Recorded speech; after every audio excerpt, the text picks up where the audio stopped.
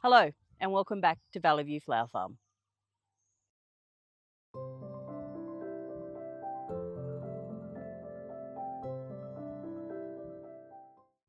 So it's been a little while since I've been on YouTube and recorded a video. We've been a little bit busy and more about that later. But I'm standing here in front of our new peony patch, which I want to talk about today. And I also want to talk about what my peonies are doing at the end of summer, Central West New South Wales, how they look, how I'm going to care for them going into the new season, and generally what's going on with them, and of course, plans for the future. So if we haven't met before, my name is Jaclyn and I have a flower farm in Central West New South Wales. And this is our farm.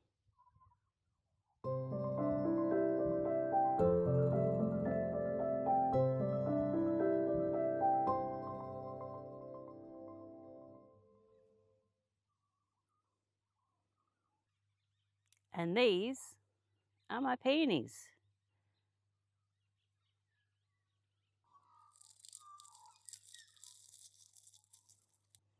Now I'm not sure what your peonies look like at this time of year, but generally this is what mine look like.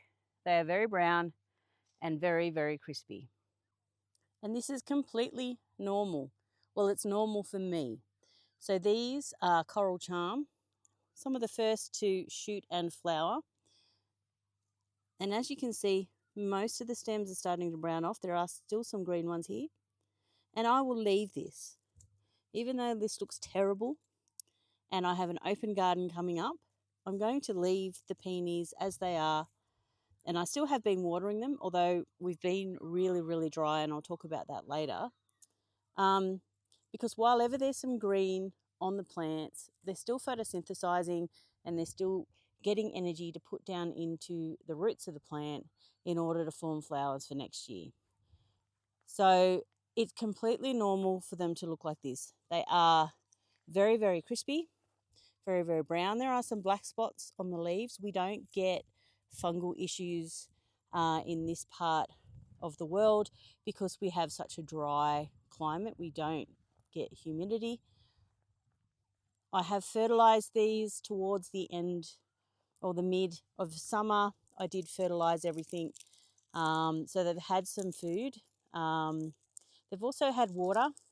So our water situation at the moment is pretty dire. We're just about out of water. We haven't had substantial rain in a long time, and whilst you can see some green pick in the paddocks and the grass here does look a little green, we've recently had some rain, but the soil moisture levels are still really, really low.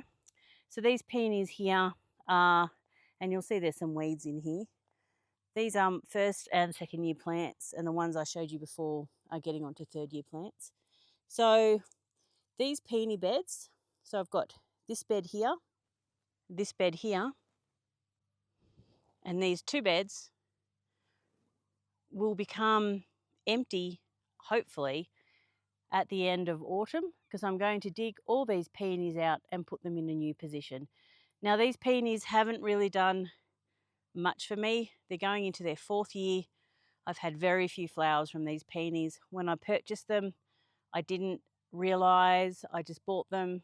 I won't say where I got them from, but the roots were very, very small, and it's taken a long time for them to develop vigour in the plant, and I think that's really affected their flowering. So I learnt a big lesson from doing that. I now only buy from one supplier, which is Gateforth Peonies in Tasmania, and I'll show you the roots when I get them in for the new peony patch. So these will all be going into the new peony patch, and it's been a great exercise. I've learned a lot about peonies by growing them in the flower farm. I have a total of about 60 peonies. So I've learned a lot about where to put them, for example, not on the western side, which is where I've placed them. So they get belting sun in the afternoon through here, and it really does impact their happiness. Peonies require full sun, but they don't really need that really direct hot western facing sun that we get here in Australia. So I've got some plans on how to fix that in the new peony field. And whilst I love peonies, I don't really need them to take up so much space in a very small flower farm. So I've got 4 beds just of peonies, and I have tried interplanting them with lots of different things. Iceland poppies this year have been fairly successful, so that's always an option. I might do that in the new patch. The irrigation's just come on. So I've learnt about that, and I've learned about fertilising, I've learnt about soil depth. So there's been lots of good things about growing these peonies. I've also learnt what varieties are more vigorous and what varieties I prefer to grow. So for anyone asking me, is it okay for your peonies to look like this? Absolutely. I think this is perfectly normal. Well, it is perfectly normal for me. Again, don't forget they're being belted by western sun.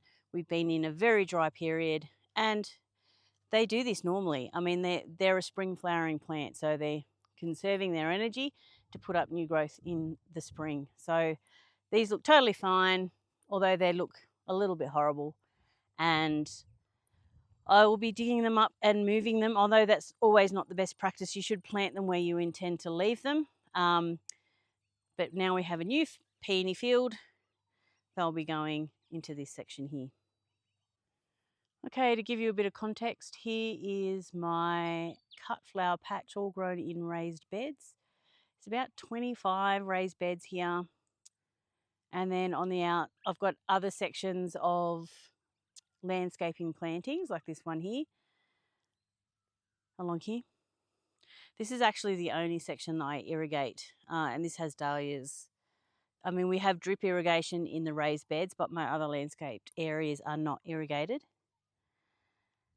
And then below, so this is all fenced in, and below the flower farm is where the peonies are proposed,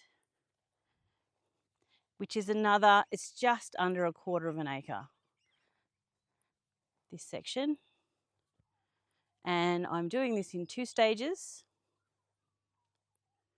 And we've just had the field prepared for stage 1.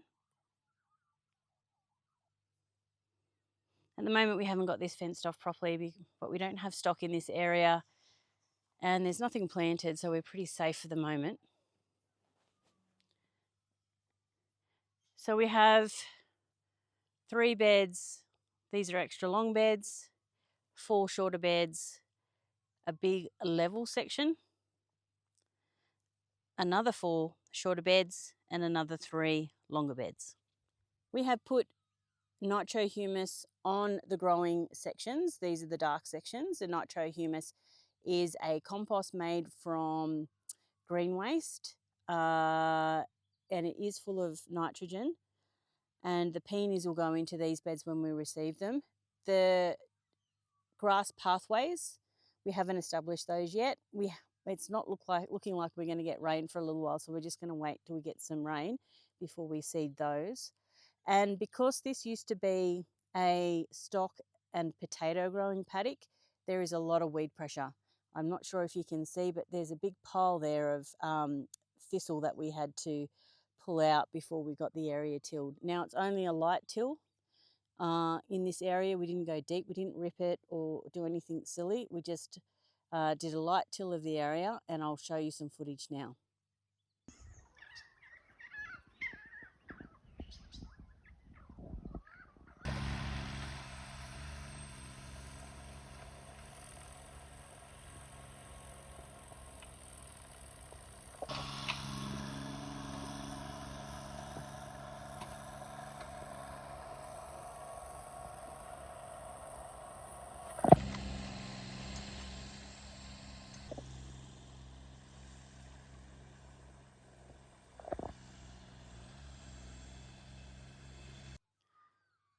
A couple of reasons why I've laid the farm out for the peonies this way is that the land, it looks more significant on the screen, but there is a gentle slope down this way, and I want to capture some of that water.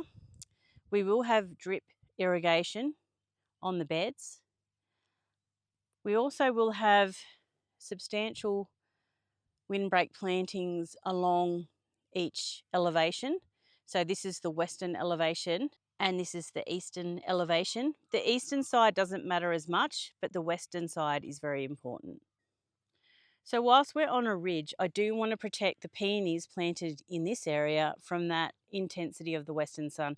So I'll be planting, I think for the moment, I want to look at smoke bush, and I think I want to look at other foliage plants. I haven't decided yet.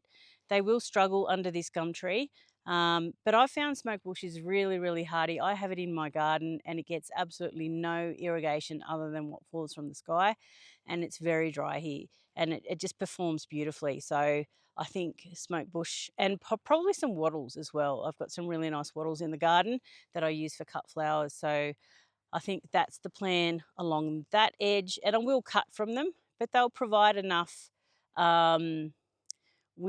summer sun protection in the afternoons along that edge. I will do another video of the varieties that I've ordered. I have ordered wholesale varieties, and I think only about 4 or 5 different varieties. And I'll talk about that selection process, what I purchased and why I purchased it in another video when the roots arrive. But this section in the middle, this section is about 200 square meters in size. And I haven't decided exactly what I want to do with this section, but I thought we're going to level this section up and put some retaining walls. And this section is going to be a flexible space. Someone might like to have a wedding ceremony here, part of agricultural tourism. Someone might like to have a workshop here. Obviously, a structure will need to be built over this area, and that's a long-term plan. But I just wanted to have this area prepared, and like I said, we'll fill this so it'll be level, so people with a disability or with issues with mobility will be able to go down this gentle slope onto this level platform and be surrounded by peonies in spring. Then part of stage 2 will be to extend peony plantings down to where you can see that fence. So there's probably room there for another, I don't know, 300 or 400 peonies, maybe more in that space. I don't want too many.